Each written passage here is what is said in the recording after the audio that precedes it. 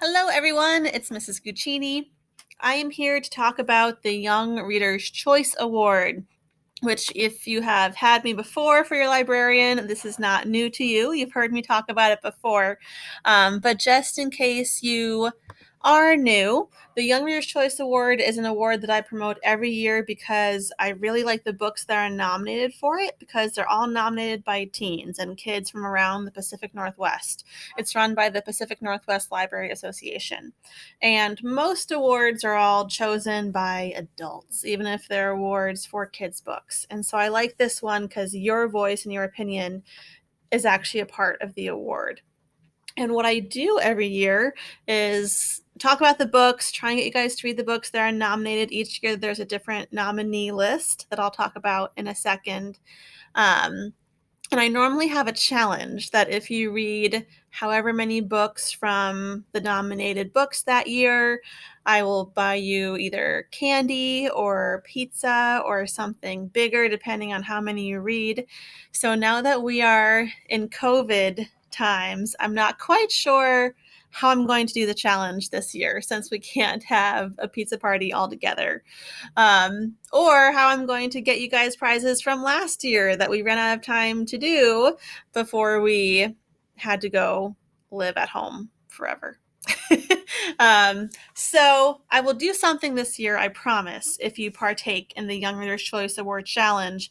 I just don't know exactly what that will look like. It might be, me buying you a book that you want from Barnes & Noble instead of a pizza party, because that's safer. I can drop off the book at your house, and that's your prize for the year. So it might be more something like that. I'm still working it out. But my hope is that in these newsletters that I'll be sending out to you guys, for each newsletter I send, I can tell you about another nominated book for this year so that you can slowly learn about them and hopefully start checking them out and reading them and getting started on this challenge. And I am reading them along with you guys. And so that's why I can't tell you about all of them quite yet, but I will tell you about them as I read them and can give you some personal recommendations about them.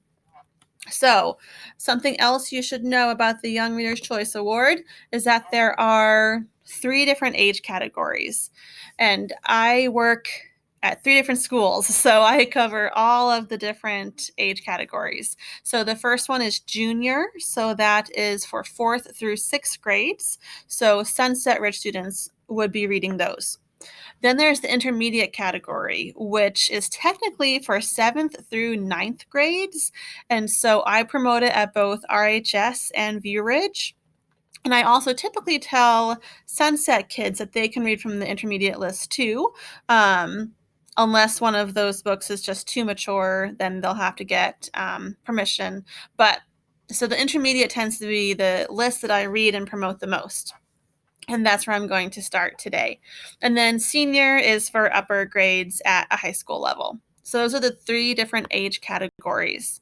If you did participate last year and you read some of the books from last year's lists, you might be wondering what actually won last year. So in the junior category, it was Refugee by Alan Gratz. In the intermediate category, it was, let me see if I can get this right without stuttering, because I do stutter sometimes, Insignificant Events in the Life of a Cactus. I did it.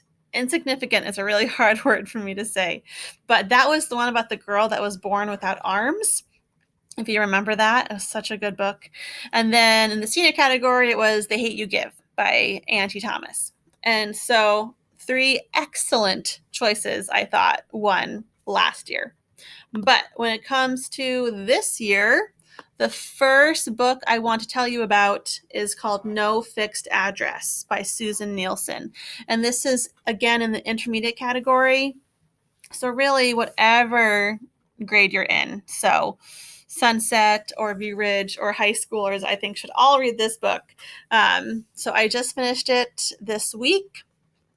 I can already tell it's going to be one of my favorite books of the year. I cried at the end.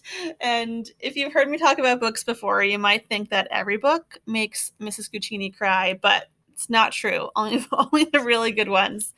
But I actually love Susin Nielsen. She is a Canadian author. I believe she lives in British Columbia, so north of us. If she doesn't live there, at least this book takes place there. This book takes place in the other Vancouver, British Columbia in Canada.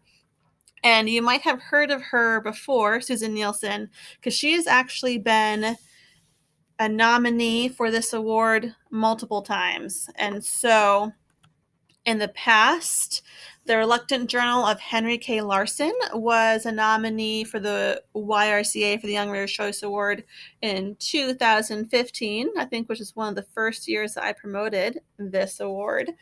And then just a couple years ago in 2018, her book, We Are All Made of Molecules, was also nominated for the Young Reader's Choice Award. Which you can tell all the books that are nominated for this award, I give a little sticker on the spine. When you're actually in the library, that's how you can tell what books are the nominee books. But I love Susin Nielsen. I've loved all of these books. I thought The Reluctant Journal of Henry K. Larson was the hardest one for me to read because she deals with really serious topics that are really, like, she's brave, I think, in a lot of the things that she writes about. But what I love is that she writes with such humor. And so her books are really, really funny, even at the same time that they deal with very serious things. And so in No Fixed Address, the very serious thing that she is dealing with is homelessness. So the main character, Felix, and his mom are homeless. They live in a van. And so a Westphalia van, to be specific. I brought up a picture of it here. So I don't know if you've ever seen a Westphalia van. They're made by Volkswagen. There's a ton around Portland where I live. There's a Westphalia van that looks pretty much just like this in my neighborhood that I pass all the time. But you can see here the roof pops up. As kind of an extra sleeping space. So our main character, Felix, actually sleeps right up here in this little extra rooftop area, and his mom sleeps right below him. There's another little bed area underneath that. And so what I like about this book is that it's very realistic. You can see how easy it is for this family to fall into homelessness. And so they weren't always, super poor. They actually, for the beginning of Felix's life, until he was, in late elementary school, he lived with his grandmother. And so that was great. And then his grandmother died.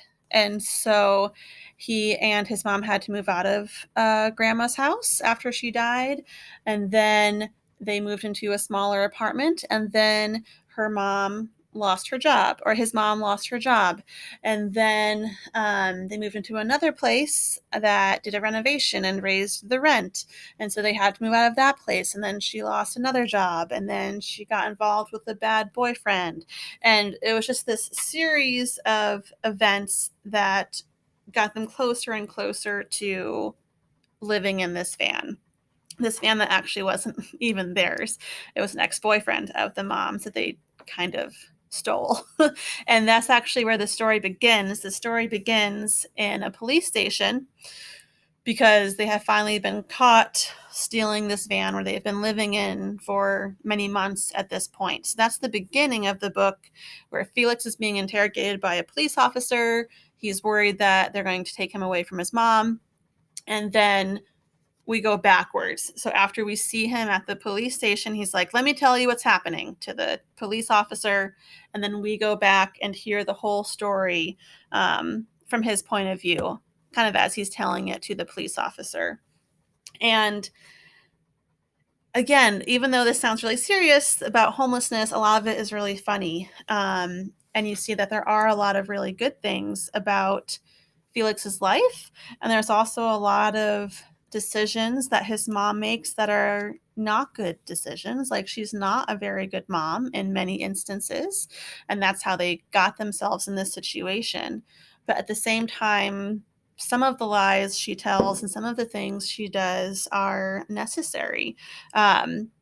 like one of the most uncomfortable scenes for me was when she lied to get Felix into this good school that he wanted to go to, and she basically just manipulates, the office staff to let her kid go to this school.